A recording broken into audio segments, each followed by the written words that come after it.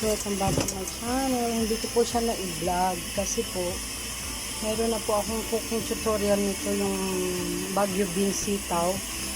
Inanahan po sa manok saka tomato sauce. Meron na pa sa cooking tutorial.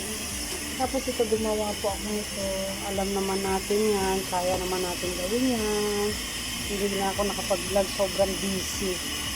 Habang nagluluto, hindi na ako sarap guys. So, lagyan ko ng toyo tsaka manok din. Ito akin lang to, ito sa kanila. Ayan, tingnan natin ito mamaya pag natapos.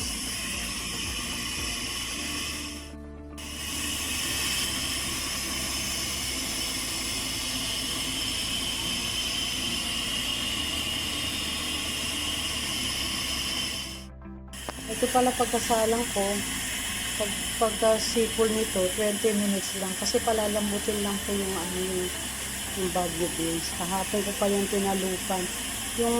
Yung bang dalawang gilid ng baguio beans, tinatanggal yung pinakabuhok, niya. Yung, di ba ganun? Tapos tatanggalin yung kasi sabi ni Habi, parang buhok daw yun. Kaya ito, pagkaluto nito, labog na yan. Kasi wala nang puno, kumbaga, tinanggal na. Yun ang gusto nila, yung labog na labog ang gulay. Hindi naman daw tatakbo. Pero kahit na, di ba, ang samantain ng hindi, yung sa akin half cook ko. Harap yung nakabaso ako. Kaya pag sipol, 20 minutes, tingnan natin luto. Yung sumipol na siya guys, hindi makita yung ulit. Sumipol na siya guys, na siya, 20 minutes hintay tayo. So ito na guys, umubra na, bumaba na siya. Teka lang hindi ko maano. Ayan, buksan na natin. Ayan yung style niya. Kung gusto nyo pong gayahin, kung gusto nyo pahanap na lang po yung video ko sa cooking tutorial, medyo marami pang sabaw. Pero yan, hindi nila kakainin yung sabaw, itatapon po yan. Ay sasawsawan nila sa tinapay.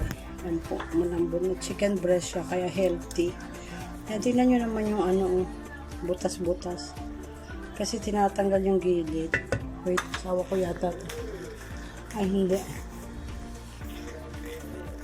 Ayan, ang kanilang pagkain. Napakasarap po yan. Ayan po.